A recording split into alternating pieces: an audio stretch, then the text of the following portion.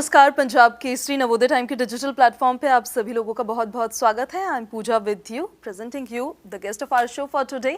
सबसे पहले बात करेंगे मनोरंजन जगत हो या फिर पोइट्री हो या फिर एक्टिंग हो, किसी भी जगत की बात करें, एक जानी मानी हस्ती हमारे बीच अभी मौजूद है। दीप्ति नवल जी, बहुत बहुत स्वागत है आपका पंजाब केसरी और नवोदय टाइम के इस प्लेटफॉर्म में। हमारे साथ very talented actor, writer, producer, क्या क्या नहीं किया है आपने। रजत कपूर जी, बहुत बहुत स्वागत है आपका। आप दोनों की नई मूवी आ रही है गोल्डफिश, और उसी गोल्डफिश के डायरेक्टर हमारे साथ भूषण कृपलानी जी भी मौजूद है।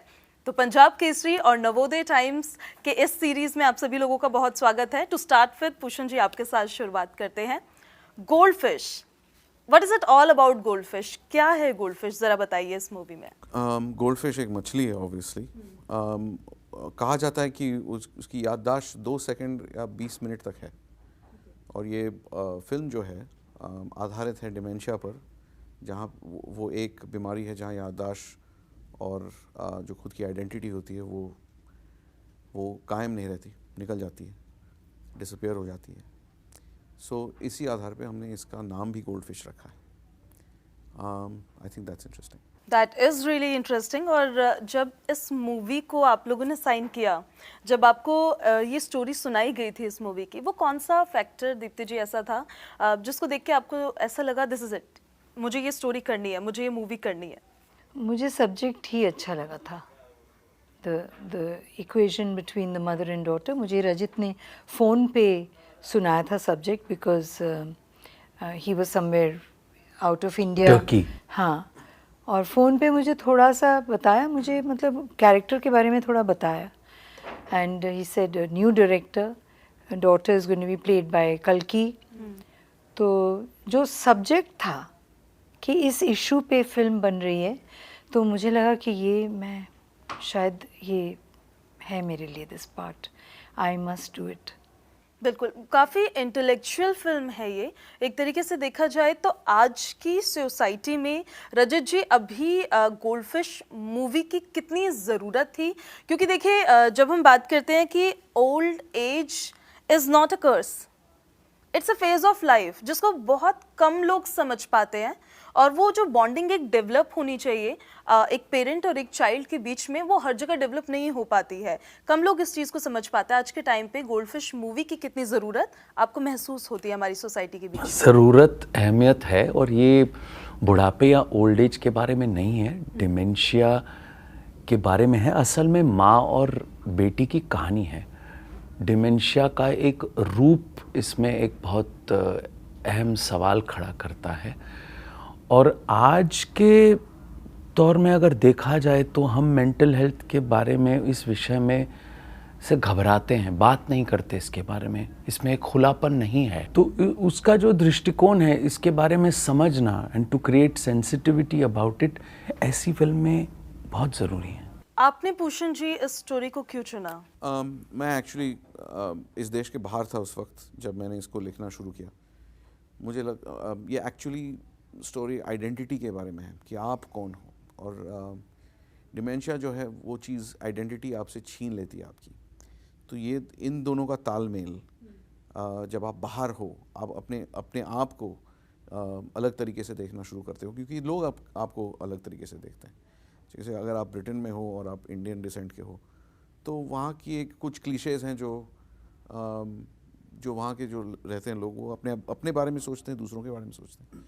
मुझे ये सब जो स्टीरियोटाइप्स हैं उनसे तो मतलब निजी तौर पे नफरत है। So I wanted to figure that out. I wanted to explore those two ideas, जहाँ से एक तरफ एक यंग औरत अपनी आइडेंटिटी ढूंढ रही है, अपनी असलियत ढूंढ रही है, और एक औरत जो कि उसकी माँ है, अपनी आइडेंटिटी खो रही है। तो इन दोनों दृष्टिकोण से एक ही प्रॉब्लम को देखना बहुत इंटरेस्टिंग होता है। बिल्कुल, और ये काफ़ी ज़्यादा चैलेंजिंग भी हो जाता है जब एक आइडेंटिटी ढूंढ रही है, एक आइडेंटिटी खो रही है। जब आप इस रोल को कर रहे थे दीप्ति जी, तो उस दौरान आपने क्या कोई बदलाव भी महसूस किया? ऐसा बदलाव नहीं, but I did have a little insight into the situation, because I'd seen my mother suffer from dementia and Alzheimer's. तो वो मुझे थोड़ा सा उसका मुझे लगा कि इसको मैंने नज़दीक से देखा है, इस कंडीशन को। तो एक उसका एडवांटेज भी है कि मैं जानती हूँ कि क्या क्या उसमें जहन में क्या क्या होता है और क्या of course I didn't consciously do my acting in a way कि जैसे मेरे जहन में था वैसा नहीं, स्क्रिप्ट को लेके चले। स्क्रिप्ट में जैसे जैसे Pushan had his own idea about the role, तो था तो मतलब because of having known been close to my mother at that late stage, तो उसका रहेगा ना जहन में। तो वहाँ आई से हेट थोड़ा टू से कि source वहाँ से मैंने ड्रॉ किया, वो पता नहीं self I mean conscious level पे नहीं बट सबकॉन्शियस लेवल पे तो डेफिनेटली रहा ही होगा ना। बिल्कुल, इतना सीरियस टॉपिक है, काफ़ी इंटेलेक्चुअल टॉपिक है आज के टाइम पे। जब कॉमेडी, मैं एक चीज कहूंगा, ये Sensitive है। इंटेलेक्चुअल से Intellectual, ज्यादा sensitive। इमोशनल सेंसिटिव टॉपिक है। ओके, मैं किसी को नहीं जानता आज तक जो डिमेंशिया या अल्जाइमर्स से वाकिफ ना हो। आप भी जानते होंगे किसी को, आप शायद आपके परिवार में होंगे, घर में कोई ना कोई तो निकल ही आता है। बिल्कुल बिल्कुल। और ये अगले 20 सालों में बहुत बड़ा प्रॉब्लम बनने वाला है। तो मुझे ऐसा ऑलरेडी हालांकि- बन गया है। बन गया है। हालांकि मुझे नहीं लगता कि ये फिल्म इशू बेस्ड है। It's a story about a mother and a daughter और उनका जो कम्युनिटी है। ये एक चीज़ है बीच में जो ग्रेनेड की तरह, मतलब टाइम बॉम्ब की तरह टिक कर रहा है। That's it, that's all. Dementia की के ऊपर फिल्म नहीं है, मदर एंड डॉटर के ऊपर फिल्म है and she happens to be dementia Suffering from उसका एक पार्ट है। अगर मैं ये जानना चाहूँ थोड़ा सा कि क्या चैलेंजेस है मदर और डॉटर के बीच में, उनकी बॉन्डिंग के बीच में क्या प्रॉब्लम्स हैं? टुमारो स्क्रीनिंग के उसके लिए आना आपको पड़ेगा, पूरी उसके फिल्म लिए। देखनी है ना। ये मूवी की बात हुई, थोड़ी मूवी की इन्फॉर्मेशन हमने अपने दर्शकों को दी। जब आप लोग शूट कर रहे थे उस टाइम पे सेट पे कैसा माहौल रहता था? हमेशा सीरियस एकदम शूट करना है या फिर मस्ती वस्ती भी होती थी? बड़ा आराम था वहाँ, माहौल जो था बहुत रिलैक्स था। आई डोंट रिमेम्बर कि हम कोई अंडर स्ट्रेस काम कर रहे थे। Of course we were all concern, we were all हमें पता होता था कि इतना काम आज के दिन में निकालना और लाइट जाने से पहले ख़त्म करना है। हाँ, क्योंकि हमने पूरी फिल्म नेचुरल लाइट में इन्होंने शूट की, भूषण ने। So it was something new for me. नहीं तो हमेशा लाइटें लगाई लगी होती हुई, हैं। तो इधर उधर सब वो जो एक्टिविटी रहती है लाइट बॉयज़ की, तो ये थोड़ा अलग था। सो क्वाइट था और उसमें इन्वॉल्व होने का पूरा मौका मिलता था हर सीन में। हाँ, हर सीन में because it was a quite set. और एक कोविड का समय भी था, ये हम सब क्वारंटीन से वहाँ गुजरे थे। लंदन में पूरी शूट हुई थी, एक छोटे से एक गली का हिस्सा हमने पूरा जिस तरह से अपना लिया था पूरे यूनिट ने। हाँ, द हाउसेस, और आसपास के जो घर थे वो भी इस माहौल का एक हिस्सा बन गए थे। तो एक अपनी ही दुनिया उस गली में हमने बना ली थी रियली। या I think it was a very charming location shoot. Yeah. In some ways, I don't like Shor Sharaba because you have to think about many things. I shoot my own films also. Both of them I've done that with. I just feel, मुझे लगता है कि अगर आप माहौल create करते हो किसी तरह का, तो एक्टर, टेक्नीशियन जितने भी होते हैं वो काफ़ी सेफ फील करते हैं उस वक्त। तो उनका बेस्ट वो आप वो तब ही दे पाते हैं कि कोई स्ट्रेसफुल इन्वायरमेंट में अगर आप काम करो, चलो जल्दी करना ही है वो, ब्ला ब्ला, तो प्रेशर क्रिएट, और वो आर्टिफिशियल प्रेशर होता है ज़्यादातर। और वो प्रेशर सीन के लिए नहीं होता, वो प्रेशर कुछ और लॉजिस्टिक्स के लिए होते हैं, and then you are bringing that to the set. It's pointless. Rajat ji, आपका रोल समझाइए जरा। मेरा रोल कैसे इसका वर्णन किया जाए? ये दीप्ति जी ने उस दिन बम्बई में बड़ी अच्छी बात की, ये साइलेंट लवर टाइप है। मतलब उसकी एक जो मौजूदगी है, उसका जो प्रेजेंस है वो ज़रूरी है। There's a very reassuring presence in her life. एक तरह का मलहम है इस फिल्म में। बिकॉज अब एक रिलेशनशिप जो बिगड़ रहा है, टूट रहा है, सो मलहम लगाने वाला भी कोई होना चाहिए, तो शायद ये वही है। एक सवाल मैं और भी आपसे जानना चाह रही थी भूषण जी, ये कि आज के टाइम पे जब थ्रिलर है, कॉमेडी है, एक्शन मूवीज़ है, पब्लिक अगर देखेगी मूवी को इमोशंस के साथ भी उनको एंटरटेन करना भी ज़रूरी है, बट इतने सीरियस टॉपिक पे जब आप मूवी बनाते हैं तो क्या कोई ऐसा प्रेशर होता है कि पब्लिक का एंटरटेनमेंट भी होना चाहिए, उसको लेके भी कोई चैलेंज होता है? मैं ये कहना चाहता हूँ कि एंटरटेनमेंट और फन अलग चीज़ें हैं। एंटरटेनमेंट जो होता है वो पैसिव होती है, जैसे हम कोई सीरियल देख रहे हैं या फिर कोई फिल्म देख रहे हैं और हमें उसमें कुछ काम नहीं करना पड़ता, हमें सोचना नहीं पड़ता। जॉनी लीवर या जैसे भी चीज़ें हों, I don't have anything against them, but वो आपको किसी तरह से एक ही तरफ से आकर्षित करते हैं कि भैया हमें कोई ब्रॉड तरीके से कुछ करना है या तो फिर एक्साइटमेंट देना है या हंसाना है। But fun is different. Fun is when you are engaged. जैसे अब हम बात कर रहे हैं, आपने कुछ इंटरेस्टिंग थॉट इस माहौल में पेश किया है, तो हमें मज़ा आ रहा है कि भैया दिस इज़ वेरी इंटरेस्टिंग, तो that's fun. If you were to ask us the same questions that everybody else did, it would just be entertainment. तो इतनी भी सीरियस और डार्क फिल्म नहीं है। नहीं है, बिल्कुल नहीं। लाइटर मतलब when you see the film you will realise कि ये जैसे टच लाइट होना चाहिए, हाँ, टच लाइट होना चाहिए, Yeah. है कि नहीं? क्या कि मैसेज भी जा रहा है हाँ। और एंटरटेन भी और पब्लिक को मैसेज रही है। के लिए हम फिल्म नहीं बनाते, हम ड्रामा के लिए फिल्म बनाते हैं या फिर कॉन्फ्लिक्ट के आपको लिए फिल्म सोचने पर मजबूर करे या कोई असर हो आप पर, explore the relationship. That's the आकर्षित the नहीं लेकिन idea of the प्रभावित film. हो।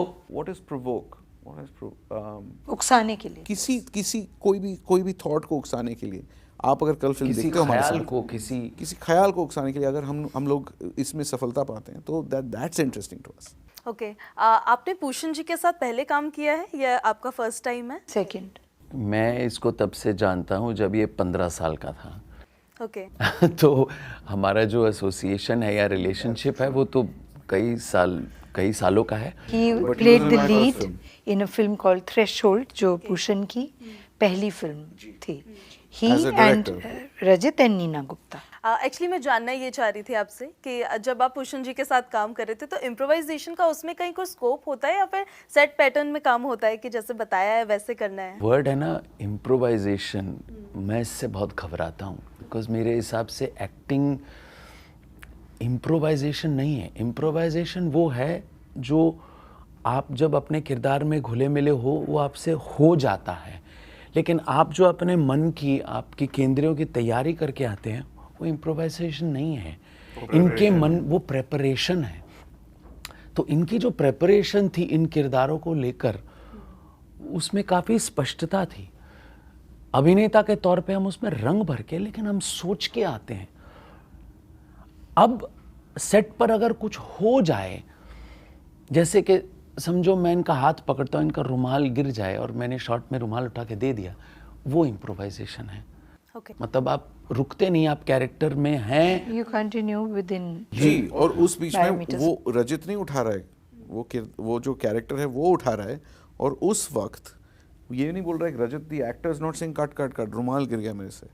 तो मेरा ऐसा कहने नहीं का उठा लिया उसने। मतलब है कि जो डायलॉग हमें तो there is always a scope, हमेशा रहता है। Well, I'll say it's a set that is open to exploration, but improvisation is another term. You improvise and जो you prepare. हाँ, जो डायलॉग थे उससे ये तो कोई लिखे नहीं हुए हटा। हैं। हमने डायलॉग्स डायलॉग तो लिखे होते हैं। हमने इधर उधर नहीं गए, लेकिन अगर हमें लगा कि भाई इस लफ्ज़ को, इस शब्द को हम बदलना चाहते हैं, ये अगर मैं ये लाइन को पहले कह दूं और ये बाद में कह दूं, तो ये निर्देशक है वहाँ पे मौजूद है सेट पर, राइटर भी है, निर्देशक भी है। तो फिर हम बात करते हैं इसके बारे में। और अगर हमें लगे कि नहीं, इसको अदला बदली करने से वो मोमेंट जो है वो बेहतर हो सकता है, ओके, तो हम इनकी राय लेंगे कि भाई हम ऐसा करना चाहते हैं। ठीक है। Moving further, It's a collaboration in the end. It's a Like collaboration. today is.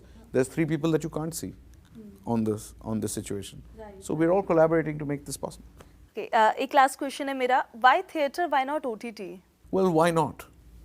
Theatre क्यों चूज किया आपने पहले? थिएटर तो पहली चॉइस होती है ना। हाँ, मेरी बिल्कुल, हमारी इसीलिए। ये राय है, आई थिंक हमारी कलेक्टिव राय है कि जो OTT वाला मामला होता है वो आप अकेले में देखते हो, अकेले में आप एक्सपीरियंस करते हो। आप कल हमारे साथ बैठिए, आपको रोने का, हंसने का वो जो अनुभव है, वो जो पूरा कलेक्टिव होता मौका है, दिया जाएगा। हाँ, तो आप जब साथ में करते हैं किसी के साथ तो आपको उसकी अनुमति दी जाती है एक तरीके से। और आपका जो वहाँ आप पे महसूस करते हैं हाँ। इकट्ठे बैठकर। एक डार्केंड थिएटर में आपकी वहाँ दाल पक रही है, फिर कोई और एडवर्टाइजमेंट बीच में आ रहा है, या फिर घंटी बज रही है, वो सब तो नहीं होगा।